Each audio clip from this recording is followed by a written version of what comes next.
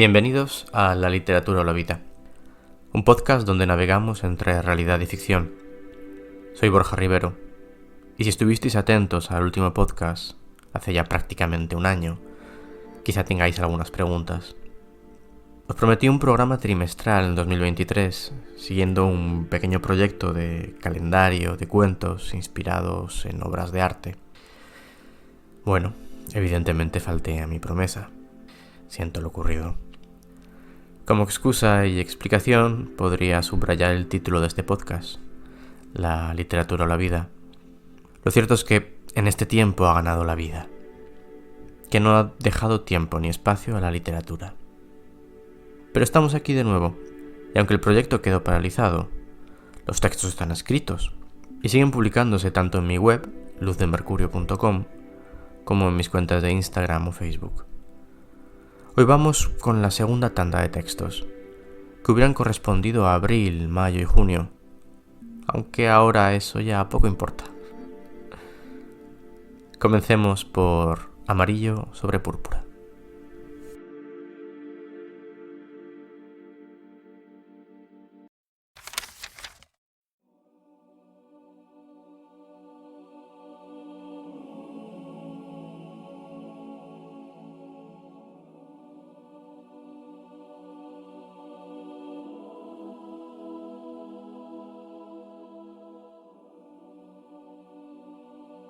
Según el hinduismo, el universo comenzó con un sonido. Om. En él se encuentra todo lo que es, ha sido y será. Se trata del absoluto. Vivimos en la reverberación de ese primer sonido. En 1964, dos radioastrónomos americanos captaron un zumbido molesto en sus grabaciones. Era la radiación de fondo de microondas que satura el universo. Es decir, el eco del Big Bang. Vivimos en la reverberación de ese primer sonido. Nosotros nos mudamos a esta casa hace 15 años y tomamos esta habitación como dormitorio. Por entonces la moqueta, las paredes y el techo eran de tonos pastel, unos colores sucios y viejos.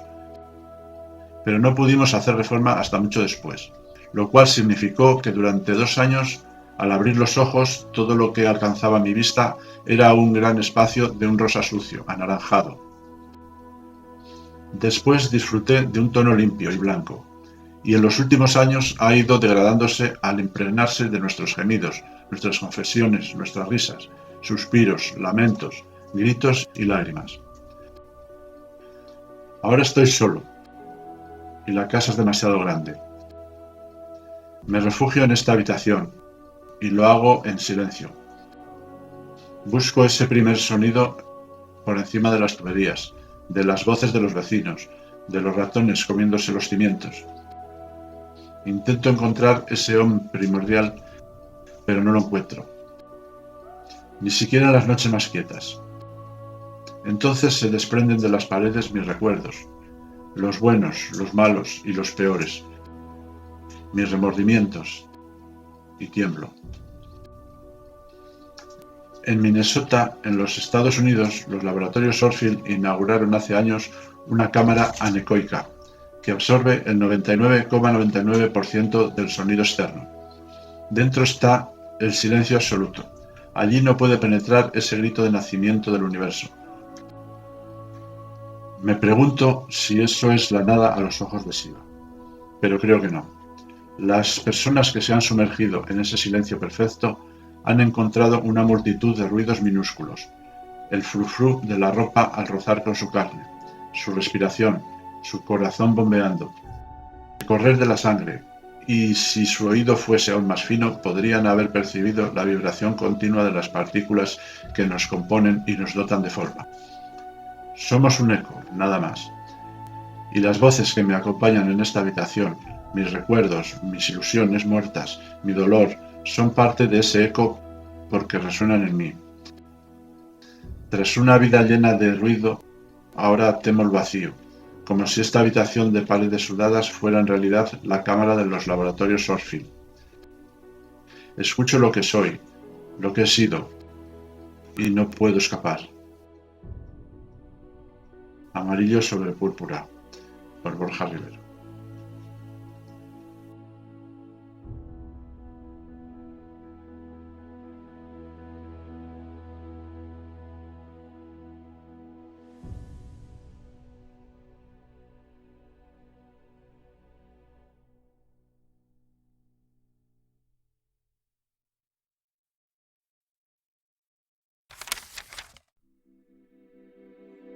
Este cuentito está inspirado en Yellow Over Purple, cuadro del estadounidense Mark Rothko, nacido en 1903 en la actual Letonia, por entonces parte del Imperio Ruso, pero se vio obligado a emigrar con su familia a los Estados Unidos con solo 10 años. Se suicidó en 1970, a los 66, en Nueva York. A pesar de haber experimentado con varios estilos en distintas etapas pictóricas, Rothko ha pasado a la historia como una de las grandes figuras del expresionismo abstracto, casi podríamos decir la más representativa junto a Pollock, si bien a él nunca le gustó mucho la categoría. A sus obras les precede un gran estudio del color, tanto en su utilización artística como en la propia preparación de los pigmentos, cuyas recetas se guardó escrupulosamente, hasta configurar una paleta muy saturada e identificable. Este interés por el color fue lo que terminó llevándolo al expresionismo abstracto, que pretende usar esa abstracción, es decir, esa indefinición de formas, sin renunciar a expresar algo, a comunicar algo. Rothko pensaba mucho cada detalle de su obra, qué colores utilizar, cómo mezclarlos, qué tamaño debía tener, dónde y cómo iba a exponerse, qué luz incidiría en ella, etc. Habitualmente sus cuadros son de gran formato, y esto, en lugar de imponerse sobre el espectador, pretende abrazarle, integrarle. Su obra desea despertar cierta intimidad. Son cuadros para ser contemplados sin prisa, pues una vez superada la primera impresión, es cuando ocurre la comprensión del cuadro. No hay grandes secretos. No pretende despertar ninguna reflexión intelectual profunda y oculta, solo la sensibilidad de quien lo mira. Yellow Over Purple fue pintada en 1956. Tiene un tamaño de 177 por 151 centímetros y la obra pertenece a una colección privada hoy en día. Presenta dos campos de color. El dominante, que ocupa 2/3 de la imagen, es un amarillo muy vivo. El tercio inferior es un púrpura, que por efecto del amarillo se acerca a un rojo vermellón. A ambos colores los enmarca una veladura naranja. Mi texto nace de la simple contemplación del cuadro. El personaje se encuentra en plena introspección existencial, y lo que la provoca son los difusos colores de la pared de su cuarto. Al fin y al cabo, esos colores, o los colores en general, despiertan sensaciones, que despiertan recuerdos, que despiertan sentimientos. Para ello, solo es necesario mirarlos en el tiempo adecuado. La lectura del texto ha sido de Jesús Rivero, mi padre. Lo escogí porque me pareció que una voz madura se adecuaría bien al personaje.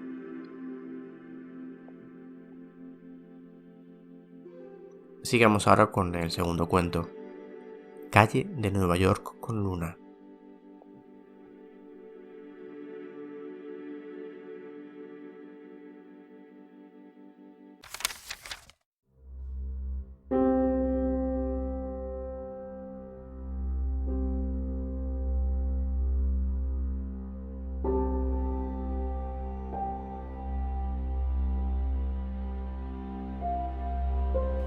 No puedo detener la lluvia y no puedo detener la nieve. La frase la pronunció la presidenta de la región en declaraciones a la prensa. Su tono era desafiante y mantuvo la afilada mirada en el periodista que había osado señalar el enésimo defecto en la gestión de la crisis. No hubo más preguntas. Los comentaristas comenzaron a elogiar las decisiones del gobierno de la región con argumentos falsos y manipulados como era habitual. Apagó la televisión. El gato levantó las orejas, bostezó y volvió a darle la espalda. Estaba molesto desde que 2 días atrás el edificio se había quedado sin calefacción. La culpaba a ella y el castigo era su indiferencia. Estuvo a punto de repetir en voz alta la frase de la presidenta, pero se contuvo. Resopló sonoramente. Estaba harta de la situación. Llevaba una semana encerrada en su casa y por sus ventanas solo podía ver la nieve caer contra el edificio de enfrente. Era una interferencia constante sobre los cuadritos iluminados de otros apartamentos. Se sentía encerrada. Necesitaba respirar, pero a aquella altura las ventanas no podían abrirse de par en par. Era una cuestión de seguridad, y solo de aquella manera, sacando la cabeza completamente y mirando hacia arriba, podría haber atisbado un trocito de cielo.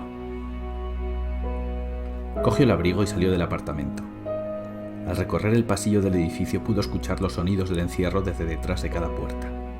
La televisión, la radio, música, gritos, niños chillando, algún microondas completando su ciclo.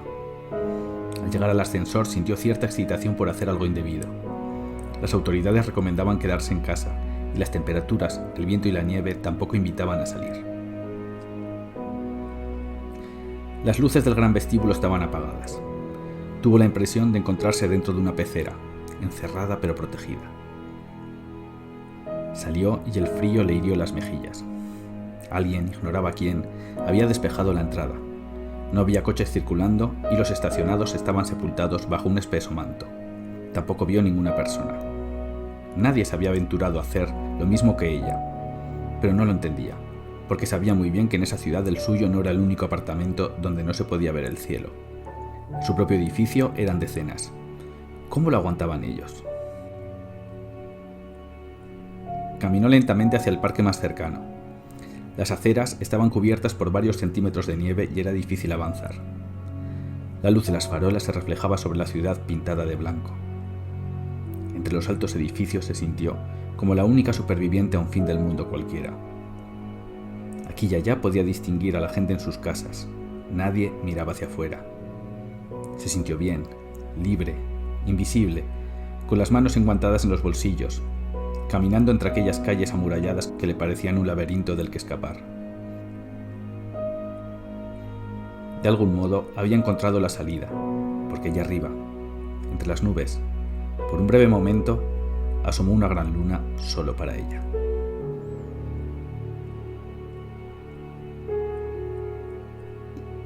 Calle de Nueva York con luna, por Borja Rivero.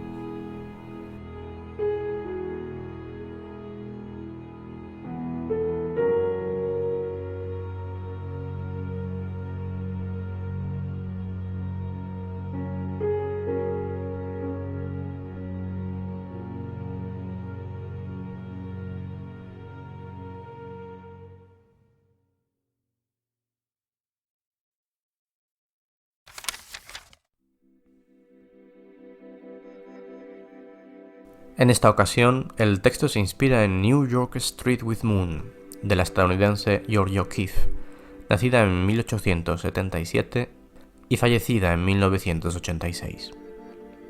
Se la conoce como la madre del modernismo estadounidense, un movimiento que tiende hacia la abstracción, sin caer todavía en ella, y que se considera como el primer paso que dio el arte estadounidense para emanciparse del gusto europeo.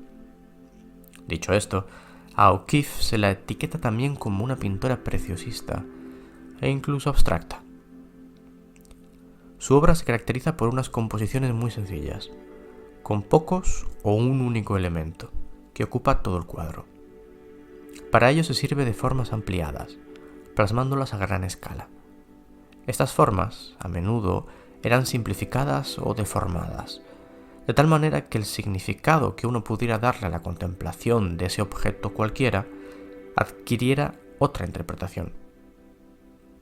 Así, por ejemplo, su muy famosa serie de cuadros sobre flores presenta estas en primerísimos planos, a veces deformados, que en ocasiones sugieren formas vaginales. En cuanto a su paleta, O'Keeffe prefiere colores intensos y muy contrastados entre sí, y a menudo utiliza colores primarios. New York Street with Moon fue pintada en 1925 y hoy en día pertenece a la colección del Museo Nacional Thyssen-Bornemisza de Madrid. Asociada a este cuadro y a su serie sobre rascacielos, hay una frase de la pintora comúnmente repetida. Decía: uno no puede pintar Nueva York como es, sino como lo siente. El cuadro, alargado, de 122 por 77 centímetros, tiene un encuadre casi de contrapicado fotográfico, en todo caso muy forzado. Muestra unos rascacielos de colores terrosos, sin detalles de ventanas o elementos distinguibles. Es el anochecer. El cielo de la parte inferior es naranja, pero ampliamente superado por un azul cerúleo con degradaciones blancas que quieren ser nubes. Estas nubes rompen las formas planas del resto de la composición y enmarcan la luna. En la parte central inferior del cuadro hay una lámpara que parece hacer eco a esa luna y que brilla aún más que esta, creando un halo muy definido a su alrededor. Este será el primer punto de referencia para el espectador. Un poco más abajo, otro círculo rojo sugiere un semáforo. El cuento, leído aquí por mi querido Nacho Muñoz, nace de esa sensación de estar atrapado dentro de las grandes ciudades y juega un poco con la idea del encierro, aún más allá de lo cotidiano, introduciendo la tormenta de nieve, el pequeño elemento político y otras incomodidades mundanas hacen que la protagonista necesite salir a toda costa de su casa para encontrar algo de espacio libre, de cielo, de perspectiva. El tercer y último texto de hoy lleva por título Las cerezas.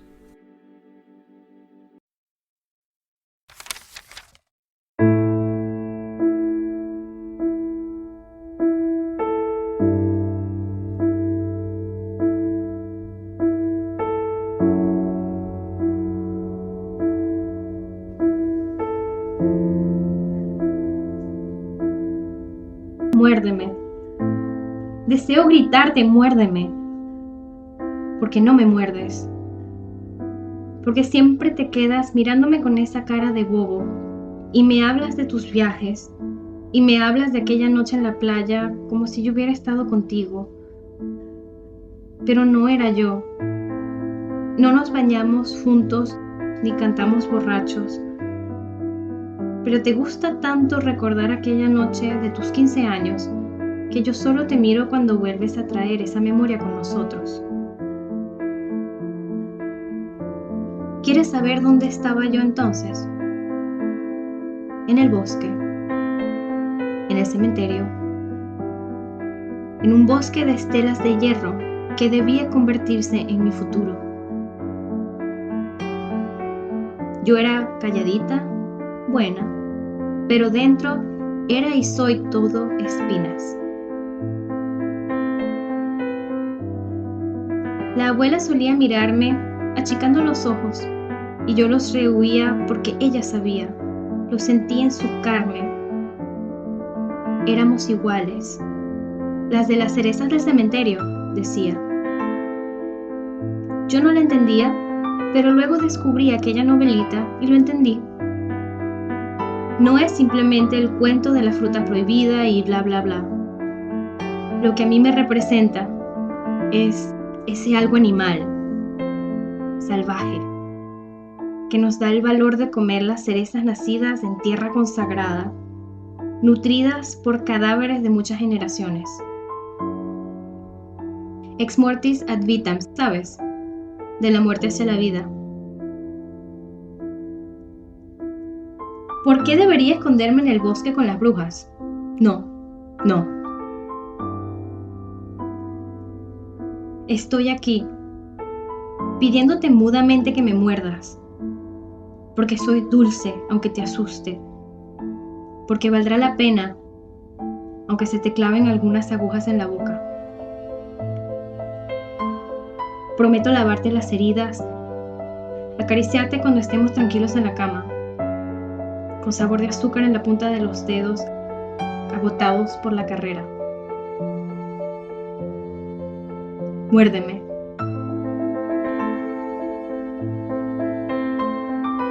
Las cerezas por Borja Rivero.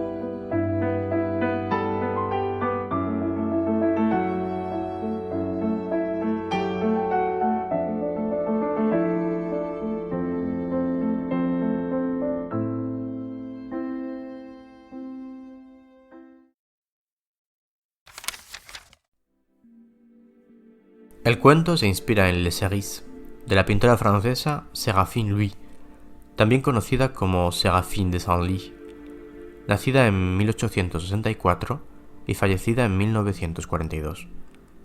Se la categoriza dentro del arte naif.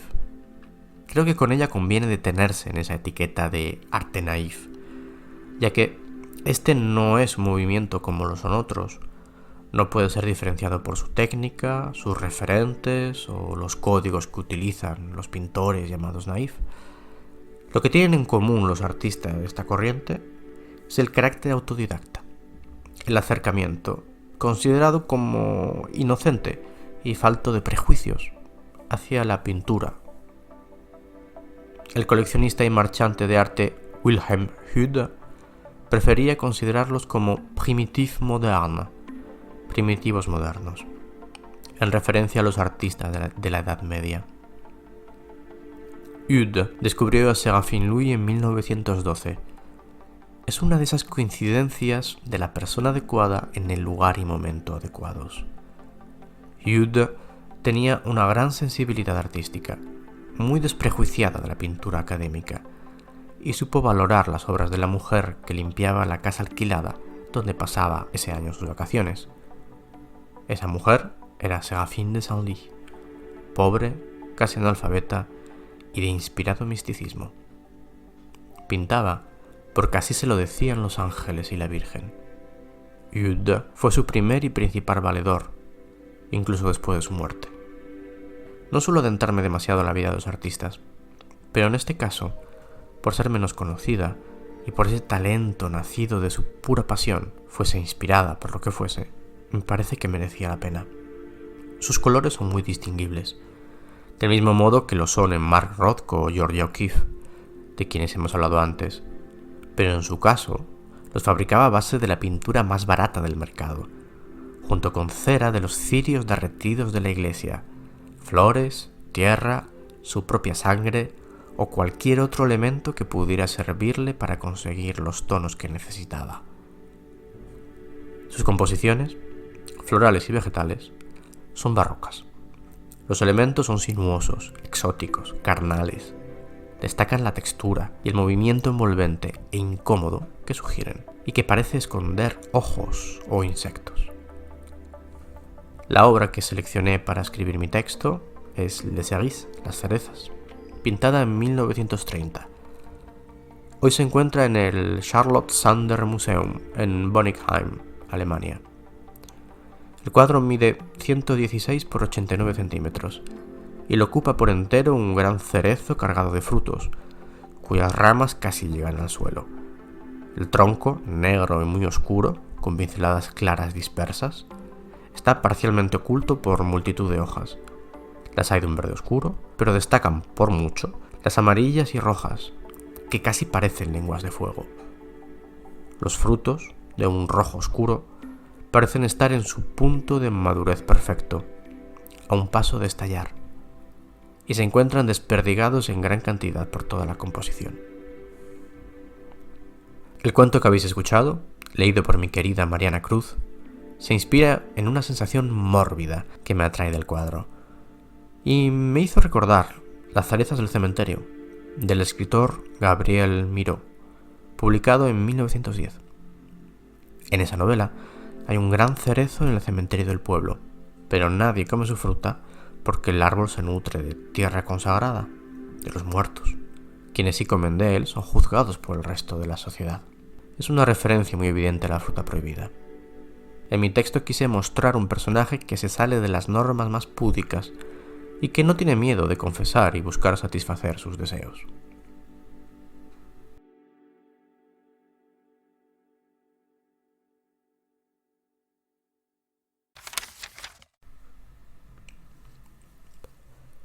Y hasta aquí llega este programa. Espero que os haya gustado y espero volver pronto con el siguiente. Agradezco una vez más a mi padre, Jesús Rivero, y a mis amigos Nacho Muñoz y Mariana Cruz por haber participado con sus lecturas en este programa. Esto es todo por ahora. Os invito a visitar mi página web, luzdemercurio.com, para seguir sus publicaciones. También podéis encontrarme en Twitter con el usuario b_rivero, en Instagram con el usuario borja.rivero o en Facebook en la página Luz de Mercurio, aunque esta última lamentablemente está un poco abandonada. Intentaré ponerme al día, pero no prometo nada. Gracias por escuchar. Felices lecturas.